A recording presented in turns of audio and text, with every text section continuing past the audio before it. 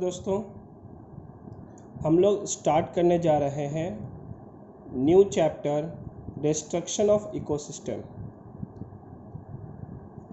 इस चैप्टर में हम लोग पढ़ेंगे pattern of land use, growth of population, migration, war. तो ये सब मैटर्स पर जो इकोनॉमिक सिस्टम में क्या इफ़ेक्ट डालता है, इकोनॉमिक सिस्टम में क्या प्रॉब्लम्स क्रिएट करता है, हम उन सब चीज़ों के बारे में पढ़ने जाएंगे। तो आते हैं पहले इंट्रोडक्शन में। इस चैप्टर के इंट्रोडक्शन पर। Man has brought by the maximum change in the ecosystem since the dawn of civilisation. It is all because of all great skill and adaptive power in the various ecosystem. The man-made changes in the various ecosystem on the earth were so massive and on large scale that even the climate of the earth has changed.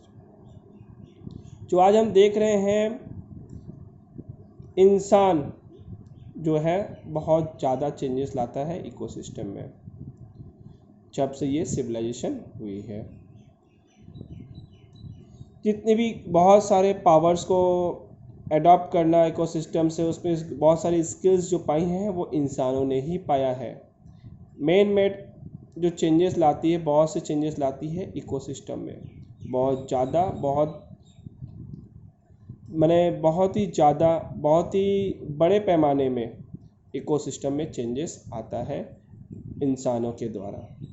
इंसानों का innovation जो nature में के द्वारा किया जाता है, जो वो इनोवेशन इंटरेक्ट करता है इकोसिस्टम के साथ और इकोनॉमिक सिस्टम में, इकोसिस्टम में बहुत ही चेंजेस लाती है।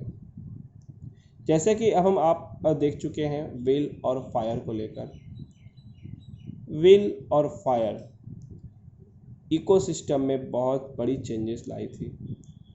आज इकोसिस्टम की सबसे बड़ी ये चेंजेस विल और फायर आज के समय में भी बहुत बड़ी रिवोल्यूशन का कारण है।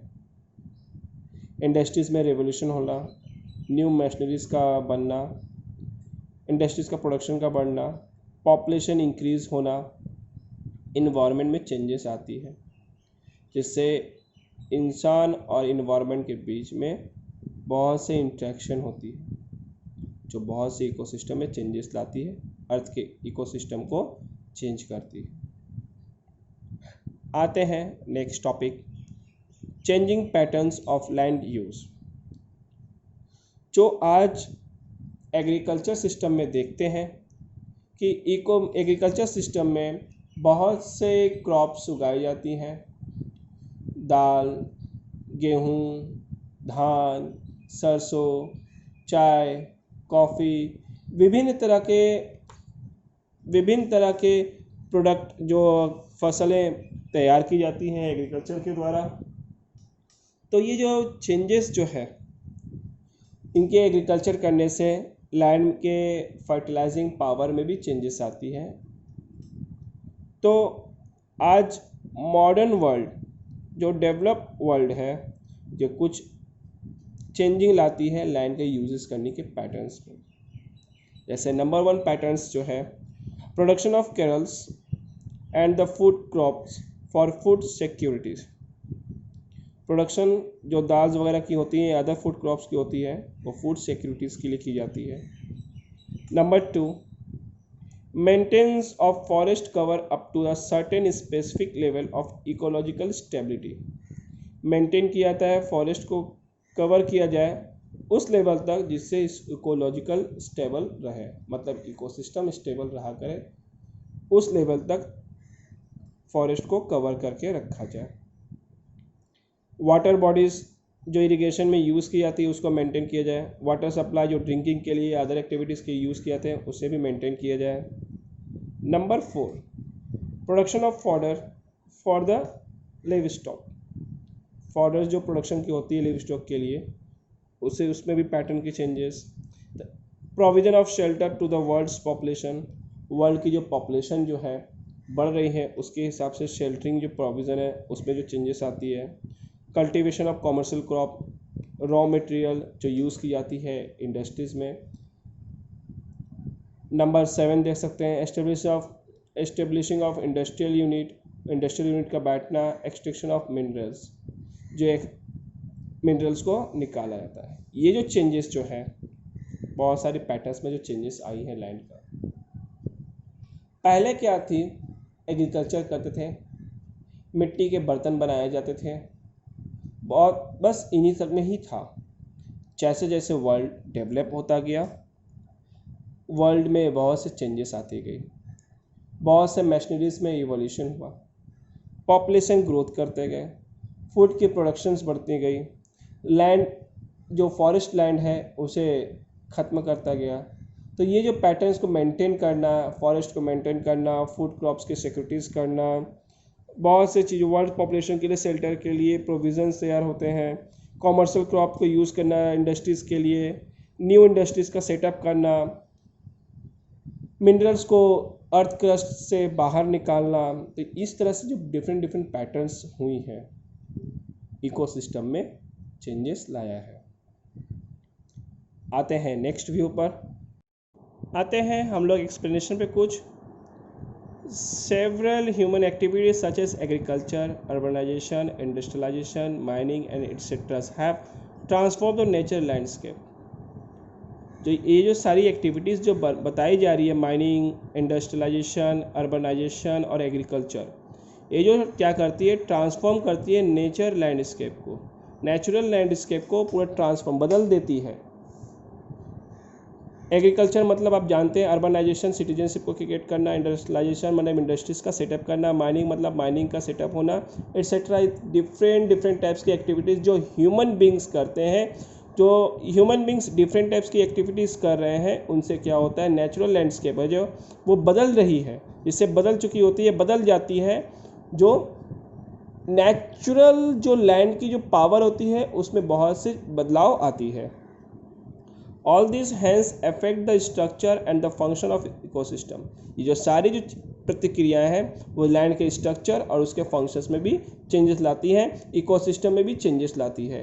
Recently our earth has lost 500 million hectares of the forest due to the land conservation. जो आज एक एग्जाम्पल के रूप में बताया गया है, 500 मिलियन हेक्टर्स जो फॉरेस्ट है लैंड कंजर्वेशन के कारण खो चुकी है। जो हमारी जो अर्थ में जितनी फॉरेस्ट थी, आज 500 मिलियन हेक्टर तक अर्थ ने अपना फॉरेस्ट खो दिया। जो सबसे ज़्यादा मेडिसिन, ऑक्सीजन, बहुत से various types of the foods available हमें वहाँ फॉरेस्ट से मिलते थे, आज वो फॉरेस्ट 500 मिलियन हेक्टर तक खो चुके हैं हम लोग। According to UNO, the world urban population was only negligible % of global population in 1900s। ये जो 1900 के टाइम पे यूएनओ के अकॉर्डिंग के हिसाब से वर्ल्ड अर्बन पॉपुलेशन जो है वो नेग्लिजिबल है, but increase to near by 30% in 1950 and reach 50% in 2000।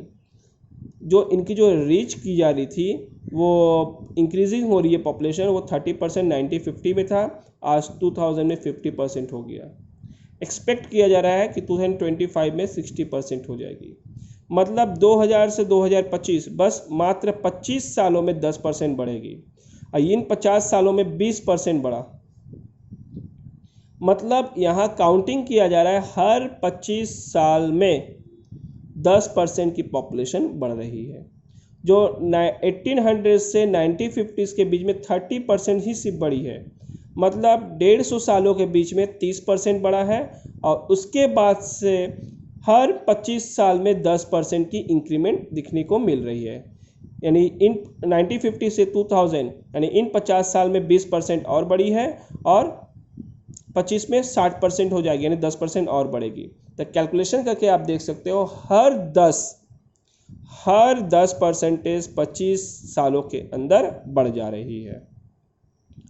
Changing pattern of land, जो लैंड की जो पैटर्न जो चेंजेस हो रही है, use affect the composition of land communities by the फ्रेगमेंटिंग the landscape, removing extinction of species and the altering water, carbon and nutrition contents. जो land के pattern में चेंजेस हो रही है तो बहुत सारे चेंजेस में ला रही है, जैसे प्लांट कम्युनिटीज़ में बाय फ्रेगमेंटिंग द लैंडस्केप के होने की वजह से हो रही है, रिमूविंग होने से हो रही है, एक्सटिंक्शन ऑफ स्पेसीज उनके निकालने से हो रही है, वाटर के चेंजेस होनी है। बहुत से ऐसे सिस्टम्स हैं जिसके वजह से ये पैटर्न्स में चेंजेस आ रही है।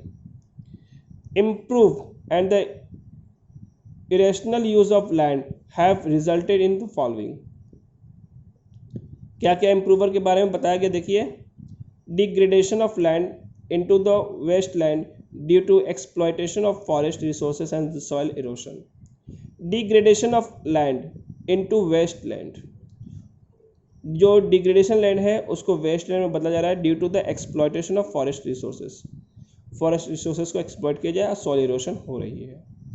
डिग्रेडेशन हो रहा है सरफेस वाटर को due to discharge the untreated sewage as well as fluent from the industries and the urban सीज into the river and lakes. जो गंदे पानी, जो गंदी पानी इंडस्ट्रीज और डिफरेंट अर्बन एरिया से निकल रही हैं, जो पीने वाला एक पानी है जो रिवर्स और लेक की, वो भी डैमेज हो जा रहा है। एयर पॉल्यूशन भी बढ़ रही है इंडस्ट्रियल एक्टिविटी और ट्रांसपोर्ट के वजह से भी। तो ये जो देख सकते हैं पैटर्न, जो इसके वजह से इकोसिस्टम में चेंजेस बहुत सी दिखने मिल रही है। अब देख सकते हैं कि पॉपुलेशन वाज क्वाइट लिमिटेड। हमारे सिर्फ पास्ट साइंस से देख लीजिए कि जब ह्यूमन बीइंग माने आदि मानव से जब इंसान की तरह, मतलब एक ह्यूमन बीइंग की तरह कन्वर्ट हो गया था, तो उस वक्त पॉपुलेशन ह्यूमन बीइंग की पूरी वर्ल्ड में बहुत कम थी। धीरे धीरे ये बर्थ होता गया, जो बर्थ और डेथ की रेशियो ऑलमोस्ट इक्वल होती गई, फिर धीरे धीरे डेथ रेशियो कम होती गई, अब बर्थ रेशियो बढ़ता गया। तो इस तरीके से जब बर्थ रेशियो बढ़ता गया, डेथ रेशियो कम होती गई, तो अब किसी भी वर्ल्ड में, यानी किसी भी जगह पर वहाँ पर पॉपुलेशन का बढ़ना स्टार्ट हो गया। The ratio of birth and deaths were almost equal. The many deaths occurred due to the famines, disease and wars. जो मोस्टली जो डेथ है फैमिलीज, डिजीज एंड वॉर के कारण हो रही है। Agriculture activities brought about the series of environmental changes. बहुत सी agriculture activities जो है, जो इन्वायरमेंटल चेंजेस के होने के कारण हो रही है। Human being has started the settle the one place from the their earlier nomadic ways of life. जो लोग ये अपने लाइफ को, अपने ह्यूमन बीइंग जो क्या कर रहे हैं, स्टार्ट कर रहे हैं सेटल होने के लिए एक प्लेस से दूसरे प्लेस की तरफ, जहाँ पर वो अपने लाइफ को आसानी से जी सके। It is possible to grow more food as well as bear the more children, जहाँ पर ज़्यादा से ज़्यादा फूड पा सके और बच्चे भी हो। Birth rate coincidence with the growth of agriculture and the sedentary lifestyle. जो आज जो बर्थ जो रेट है वो एग्रीकल्चर के ग्रोथ और सेडेंटरी लाइफस्टाइल से हम लोग देख सकते हैं। 20वीं सेंचुरी से बिगिन में ग्लोबल पॉपुलेशन हमारा 1.6 बिलियन था स्टार्टिंग। जब 20वीं सेंचुरी का बिगिनिंग हुआ था तो 1.6 बिलियन, 1960s में 3 बिलियन, 99 में 6 बिलियन तक हो गया और आज 7 बिलियन से ज़्यादा है। तो ये जो पॉपुलेशन की जो ग्रोथ देख रहे हैं, ये जो पॉपुलेशन का ग्रोथ, ये इकोसिस्टम में एक अलग तरह का इफेक्ट डाला है, जिससे बहुत ज़्यादा लैंड यूजेस हो रही है, बहुत ज़्यादा एग्रीकल्चर से के पैटर्न में चेंजेस हो रहा है, जिससे वर्स्ट आउटकम आ रही है। बहुत पॉपुलेशन ज़्यादा होने की वजह से बहुत ख़राब आउटकम निकल रही है, जैसे family, over crowding, unemployment, decreasing the resources and the pollution, resources का कम होना, पॉल्यूशन का बढ़ना। तो ये जो इस तरह की जो मैंने ये इस तरह क्या बोलेंगे, जो इकोसिस्टम में इफेक्ट डाल रही हैं, ये सब चीज़ों को आउटकम्स निकल रही हैं बिकॉज ऑफ ह्यूज पॉपुलेशन। बहुत सारे ऐसे पीपल हैं जो झगड़ रहे हैं लिमिटेड रिसोर्सेज के लिए, जैसे फूड एनर्जी नहीं है, लैंड नहीं है, एयर वाटर, इन सब चीज़ों के लिए, और भी अदर्स अपॉर्चुनिटीज़ के लिए लड़ रहे हैं आज आपस में लोग।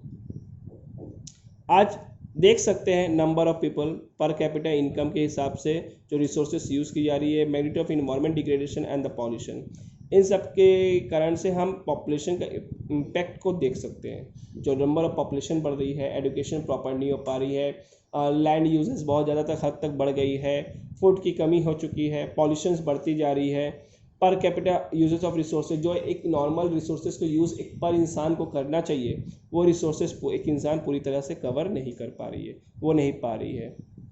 तो इस तरह से सॉइल में डिग्रेडेशन, पॉपुलेशन का बढ़ना, पॉल्यूशन का फैलना, जो ये एक सबसे बड़ा रीज़न है आज के डेट में पॉल्यूशन। माइग्रेशन मीन्स, आज हम लोग ये जो टॉपिक पढ़ने जा रहे हैं वो है माइग्रेशन। माइग्रेशन का मतलब क्या होता है, जब एक पर्सन मूव कर जाता है, पर्सन मूव करते हैं एक प्लेस से दूसरे प्लेस की तरफ, उसे हम माइग्रेशन करते हैं। जैसे आज के डेट में मूवमेंट, पीपल का जो मूवमेंट हो रहा है एक प्लेस से दूसरे प्लेस की तरफ, migration of people from rural areas to urban in search for the job and the better living condition result in the concentration of द population in a limited space coming the big cities and the metropolis। जो आज गांव के लोग, rural area के लोग, वो लोग क्या करते हैं, माइग्रेट करते हैं अपने रूरल एरिया से सिटीज़ की तरफ, जहां पर उन्हें बेटर लाइफ, जॉब की अपॉर्चुनिटीज़ मिलेगी, जिससे वो लोग क्या करते हैं, गांव एरिया से मूव कर सिटीज़ एरिया में आ जाते हैं, मेट्रोपोलिस एरिया में आते हैं, बड़े बड़े सिटीज़ में चले जाते हैं। इससे क्या होता है कि लोग जब माइग्रेट करते हैं तो उनमें से कुछ लोग वहाँ पर बिजनेस या जॉब अपॉर्चुनिटीज़ पाते हैं, रहना स्टार्ट करते हैं, एक बेटर लाइफ का सराउंडिंग मिलता है। In all the developing countries, जितने भी डेवलपिंग कंट्रीज़ हैं, migration is the common phenomenon where the people are shifting from rural areas due to the low wages। ये जो डेवलपिंग कंट्रीज़ है, यहाँ पर माइग्रेट होना लोगों का बहुत ही कॉमन बात है, क्योंकि यहाँ पे लोग छोटी जगह पर जो लोग जॉब नहीं पा रहे हैं, उनकी वेजेस और सैलरी बहुत कम है, तो वो क्या करते हैं, बड़े शहरों में, मेट्रोपोलिस सिटीज़ में आते हैं, जिससे उनकी बेटर फैसिलिटीज़ मिले और सैलरीज अर्निंग ज़्यादा कर सके। अनइकोनॉमिक लैंड, जहाँ पर एग्रीकल्चर लैंड नहीं है, अनइकोनॉमिक है, बंजर पड़ी हुई है, कोई काम की यूजेस लैंड नहीं है, उस लैंड में कोई काम नहीं हो पा रहा, जिसकी वजह से लोग वहाँ से मूव कर जाते हैं, माइग्रेट कर जाते हैं। Poor facilities of education and health, ये भी एक सबसे बड़ी रीज़न है कि एजुकेशन सिस्टम बहुत सी जगह पर सही नहीं होती, तो जिसके वजह से लोगों को माइग्रेट करना पड़ता है। हेल्थ फैसिलिटीज़ भी छोटे गाँवों में नहीं होती है, काफ़ी दूर दूर तक अस्पताल हुआ करती है, हॉस्पिटल्स काफ़ी दूर पे है, मेडिकल सेंटर्स काफ़ी दूर पे है, आपके डायग्नोसिस लैब सेंटर्स बहुत ही दूर दूर एरियाज़ पे फैली हुई है, तो जिनकी वजह से इनको प्रॉपर ट्रीटमेंट नहीं हो पाता। फिर जो छोटे और विलेज एरियाज़ में है, वहाँ पर डॉक्टर और पेशेंट, नंबर ऑफ पर्सन जो पेशेंट रहेंगे, वहाँ पर जो एरिया के जो रेशियोज़ हैं वहाँ पर बहुत ज़्यादा है, एक डॉक्टर के अंडर में तकरीबन 5,000-7,000 लोग का कंपैरिजन बन जाता है। तो ये जो रेशियोज़ जो है, ये बहुत बड़ा डिफ्रेंशिएट क्रिएट करती है, तो जहाँ पर एक डॉक्टर पे बहुत बर्डन आती है। और टाउन्स और सिटीज़ एरिया पे आओ तो वहाँ पर doctors comparison to the number of patient, वहाँ पर जब रेशियो किया जाए तो वहाँ पर 1 डॉक्टर इज टू पेशेंट 100 और 200 हो सकती है। तो ये जो रेशियोज़ है comparison to the village area बहुत कम है, तो जिसकी वजह से प्रॉपर एजुकेशन और हेल्थ फैसिलिटीज़ के लिए या अच्छे जॉब के लिए वो लोग माइग्रेट कर जाते हैं गांव एरिया से, रूरल एरिया से टाउन पे या सिटी पर या बड़े सिटीज़ पर। India 25% of poor live in urban area and 35% of urban population is poor. India में 25% गरीब रहते हैं शहरी इलाकों में, पूरे 31% पॉपुलेशन जो गरीब है पूरे इंडिया का। जो आज अर्बन एरियाज़ पे देख रहे हैं वहाँ पर 25% आप पुअर आराम से पाएंगे। फिर बताया जा रहा है increase the stress of the land by increasing the number of the squatter settlement and slum dwells causing air water pollution, जिसकी वजह से क्या होता है, लैंड में बहुत ज़्यादा प्रेशर्स आ रही हैं, जो जहाँ पर स्क्वैटर सेटलमेंट्स चल रही है बहुत ज़्यादा बढ़ चुकी है, स्लम एरिया बढ़ चुकी है, एयर का प्रॉब्लम बढ़ चुका है, वाटर पॉल्यूशन बढ़ चुकी है, और गांव जो है अंडर पॉल्यूटेड है। आज भी गांव अंडर पॉल्यूटेड है, सिटीज़ लेकिन ओवर पॉल्यूटेड है। Rural resources remain under utilise, जिसके कारण क्या होती है, गांव एरिया की जो रिसोर्सेज है वो यूटिलाइज नहीं हो पा रही है, और urban area face acute pressure, बहुत ज़्यादा प्रेशर को फेस करती है। फिर requirements of urban population is land use pattern is Altered, जिसकी वजह से उसके लैंड यूज को अल्टर किया जाता है। माइग्रेशन के कारण affect not only the ecosystem rural is also but also the urban area, सिर्फ शहरी इलाका ही नहीं, गांव एरिया भी इफेक्ट करती है। तो सीधी सी बात है, अगर गांव एरिया में बहुत सारी रिसोर्सेस है जो अनयूजेस है, इसको यूज़ नहीं की जा रही है, बेकार पड़ी हुई है, इससे वो रिसोर्सेज को ना यूज प्रॉपर यूटिलाइजेशन ना होने के कारण जो किसी भी कंट्रीज़ में, जैसे खासकर अंडर डेवलप कंट्री या डेवलपिंग कंट्रीज, ऐसे कंट्रीज़ में अगर रिसोर्सेज पूरी तरह से यूजेस ना हो तो वो कंट्रीज़ को डेवलप होने में तकलीफ होगी। और जिस तरह से माइग्रेट होती है, तो जिस रेट में माइग्रेशन होती है विलेज से टाउन्स या सिटीज़ एरियाज़ पर, तो टाउन और सिटीज़ एरियाज़ की बर्डन बढ़ती है और विलेज एरिया की रिसोर्सेज ना यूज़ होने के कारण वो एक तरह का वेस्टेज हो जा रहा है। तो किसी भी कंट्रीज़ को डेवलप होने में भी तकलीफ होती है, बहुत सुटेबल इम्पैक्ट नहीं आता है। इंडस्ट्रियलाइजेशन क्लास 9 के टॉपिक में आईसीएसई बोर्ड वाले इकोनॉमिक्स एप्लीकेशन क्लास 9 के टॉपिक्स में पढ़ चुके हो। Industrialisation is the process in which the industries play a vital role in the development of a country. Industry is a concern in the urban areas. Industries क्या है, एक बहुत बड़ा प्रोसेस है। इंडस्ट्रियलाइजेशन एक ऐसा प्रोसेस है जो किसी भी कंट्रीज़ को डेवलप होने में सबसे बड़ा वाइटल रोल प्ले करती है। इंडस्ट्रियलाइजेशन में इंडस्ट्रीज मॉडर्न होती है, मतलब बैकवर्ड प्रोसेस से मॉडर्नाइजेशन प्रोसेस में कन्वर्ट हो जाती है, न्यू इंडस्ट्रीज़ का सेटअप होता है, एक्सपेंशन होती है इंडस्ट्रीज़ का, तो ये इसे कहते हैं इंडस्ट्रियलाइजेशन। जो आज के डेट में किसी भी कंट्रीज़ को डेवलप होने का सबसे बड़ा की फैक्टर्स होता है इंडस्ट्रियलाइजेशन। तो आते हैं टॉपिक पर। Particularly in the developing world the industries concern in the urban areas, particularly in the developing world, tanneries, metal plating operation, pulp mills and the refineries contribute pollutants such as the dioxins, pesticides, grease, oil, acid and heavy metals. The evolution of the modern industries has influenced our lives. आज जो हम देख रहे हैं, इतने सारा तरह के आइटम्स जो देख रहे हैं, ये सब जो चीज़ें हैं हमें इंडस्ट्रीज से मिलती है। आज जो मॉडर्न इंडस्ट्रीज़ आई हैं, ये जो मॉडर्न इंडस्ट्रीज़ हमारे लाइफ में बहुत से चेंजेस लाई है, हमारे लाइफ में बहुत से चेंजेस लाई, उसमें चेंजेस लाया, बहुत सी बदलाव लाई। In many ways the influence has been beneficial. जो बहुत से तरीके से देखा जाए कि ये जो चेंजेस हुई हैं, इन्फ्लुएंसिंग हुई है, बेनिफिट लाई है। Standard of living enjoyed by the today's consumer society would not have been possible without this product। आज के समय में इंडस्ट्रीज़ के द्वारा दी गई हुई, मॉडर्न इंडस्ट्री के द्वारा की इन सब चीज़ों के कारण हम अपने स्टैंडर्ड ऑफ लिविंग को बढ़ा पाए हैं। आज इनके बिना हमारी लाइफ सर्वाइविंग, इस तरह की लाइफ सर्वाइविंग नहीं हो सकती। Price and the penalty have to be paid for the advancement, जिसकी वजह से प्राइस और पेनल्टीज पे की जाती है एडवांसमेंट में। Industrialisation leads to the degradation of the soil, forest, air, water and the biodiversity and the other components. Industrialisation जो है लीड्स करता है डिग्रेडेशन ऑफ सॉइल, सॉइल के साथ सॉइल का डिग्रेडेशन कराता है, फॉरेस्ट का भी, एयर का भी, वाटर का भी, बायोडाइवर्सिटी का भी और अदर्स कंपोनेंट का भी। The excessive CO2 released from the industries into the air cause global warming due to the greenhouse effect। जो आज इंडस्ट्रीज से जो CO2 निकल रही हैं वो क्या करती है, ग्लोबल वार्मिंग को इफ़ेक्ट करती है, ग्लोबल वार्मिंग के कारण बनती है, जिसके कारण से ग्रीन हाउस में इफ़ेक्ट आता है। ये है एक तरह का नेगेटिव इम्पैक्ट। मतलब पॉजिटिव इम्पैक्ट तो हम देख चुके कि हमारी लाइफ स्टैंडर्ड लाइफ को इम्प्रूव करती है, बट नेगेटिव इम्पैक्ट भी है जो CO2 के बढ़ने के वजह से ग्रीन हाउस इफेक्ट होता है और ग्लोबल वार्मिंग होती है। This lead to the negative impact on the pattern. ये जो क्या करता है, नेगेटिव इम्पैक्ट लाता है पैटर्न में, ग्रोथ करवाता है natural vegetation and the agriculture crops में।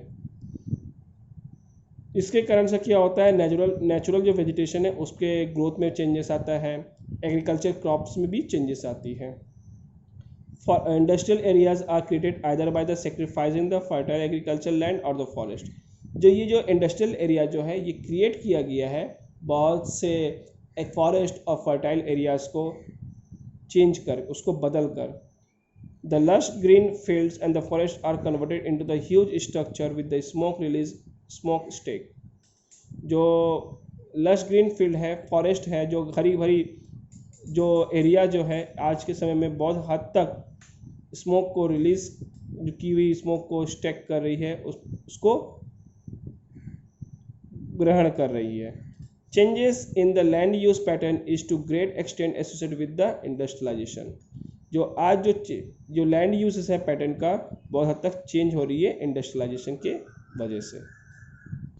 तो देख सकते हैं आज के डेट में जब इंडस्ट्रीज बैठ रही है, मॉडर्न इंडस्ट्रीज बन रही है, मॉडर्न इंडस्ट्रीज के कारण हमें बहुत से एडवांस इक्विपमेंट, बहुत से ऐसे चीज़ें मिल रही है जो आज हमें हमारे लिविंग ऑफ स्टैंडर्ड को इम्प्रूव कर रही है, लिविंग ऑफ स्टैंडर्ड को बढ़ाती है। लेकिन ये पॉजिटिव इम्पैक्ट के कारण भी आज हमारे इंडस्ट्री के कारण हमारे लाइफ में कुछ नेगेटिव इम्पैक्ट भी आती है, जिससे CO2 जो इंडस्ट्रीज से निकल रही है वो ग्लोबल वार्मिंग को इफ़ेक्ट कर रही है। ग्लोबल वार्मिंग के इफ़ेक्ट होने के कारण ग्रीन हाउस भी इफ़ेक्ट है, जिसकी वजह से अननेचुरल कैलेमिटीज़ हो रही है। जैसे जहाँ कहीं बारिश बहुत ज़्यादा हो रही है तो कहीं बारिश बहुत कम, कहीं पर एग्रीकल्चर लैंड बहुत सूखा हो जा रहा है, जहाँ पर पानी के फैसिलिटीज़ अवेलेबल नहीं हो पा रही है, रेनफॉल सही से नहीं हो पा रहे हैं। कहीं पर नेचुरल वेजिटेशन जो हो रहे थे वो उनकी जो पैदावार होने की जो पैदावार होने की जो कैपेसिटीज़ थी वो घटते जा रही है। एग्रीकल्चर्स जो ग्रीनिश एरिया थी वो ग्रीनिश एरिया बहुत हद तक स्मोक को अब्जॉर्व कर रहे हैं, जिसके वजह से उनके उस एरिया में स्मोक की मात्रा बढ़ते जा रही है। फॉरेस्ट जो काट दी जा रही है, फर्टाइल जो फील्ड है वो हटती जा रही है, जिसको चेंज करके इंडस्ट्रीज एरिया में कन्वर्ट कर दिया जा रहा है, जिसके वजह से किसी भी इकोनॉमिक सिस्टम को इम्पैक्ट डालने के लिए बहुत बड़ा रीज़न बन सकता है। ये जो एग्रीकल्चर लैंड और फॉरेस्ट जो है, फर्टाइल लैंड जो है, ये जो चेंज हो जा रही है, जिसके वजह से हमारे इकोसिस्टम में हमारे जो पॉल्यूशन लेवल है और भी बढ़ रही है। तो हम बोल सकते हैं इंडस्ट्रीज़ के बढ़ने से पॉजिटिव इम्पैक्ट और नेगेटिव इम्पैक्ट दोनों है। शिफ्टिंग कल्टीवेशन एक ऐसा फार्मिंग सिस्टम है जो काफ़ी लंबे समय से यूज़ करते आ रहे हैं। ये जो कल्टीवेशन जो है ये ट्रॉपिकल सॉइल्स के ऊपर होती है, क्योंकि ट्रॉपिकल सॉइल्स कंटिन्यू यूज़ होने के कारण उसकी जो कल्टीवेशन पावर होती है वो ख़त्म होने लगती है।